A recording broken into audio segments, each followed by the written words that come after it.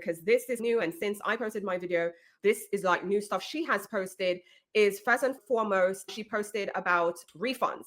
So the first thing she posted about Refund is she wholeheartedly apologized for how the event turned out this weekend. She's currently processing refunds as fast as they can. All refunds will be processed by May 31st. We thank and appreciate you for your patience. She then did another post a day later, which is her company, the Archer Management company statement. We take full responsibility for the way that AML, A Million Lives, was handled. We're doing refunds for every attendee, author, and vendor.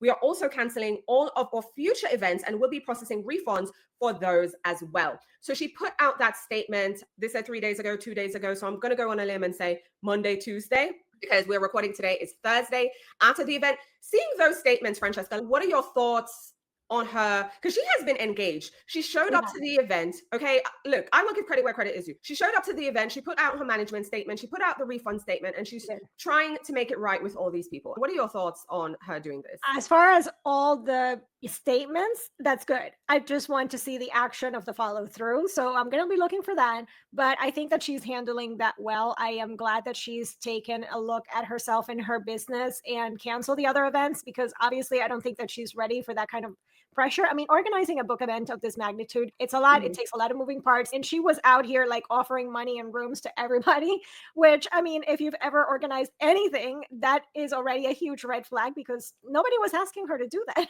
I think that hopefully this is a learning experience, and maybe, I don't know, maybe she comes back and realizes a better way to do things. But honestly, I feel like a lot of these event organizers should just learn to start small.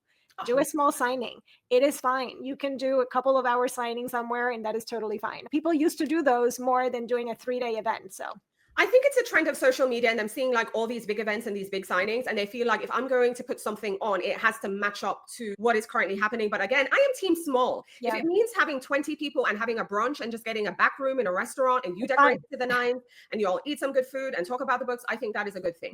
Another thing I want to do before we jump off this topic, because again, we have a lot of stuff to talk about, is she also then shared a day later, this is now as of the time of recording 16 hours ago, so she shared this yesterday. Please support the authors and vendors of AML, A Million Lives Festival. So as you can see there's some festivals. She did a carousel on social media. That is slide 1. I'm holding it so you all can see. This is slide 2, okay, to support the authors and the vendors that she invited to the event. Slide 3, okay, support the authors, support the peoples, okay, and then slide 4. And then the last thing I do want to spotlight is there is a recovery effort that is going on, A Million Lives Recovery. There's that.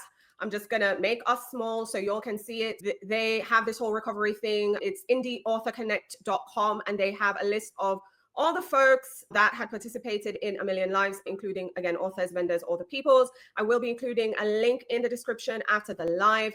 But yeah, essentially, those are the people. Try and support them in any way, shape, or form, because a lot of them are out a lot of money. They're out a lot of money.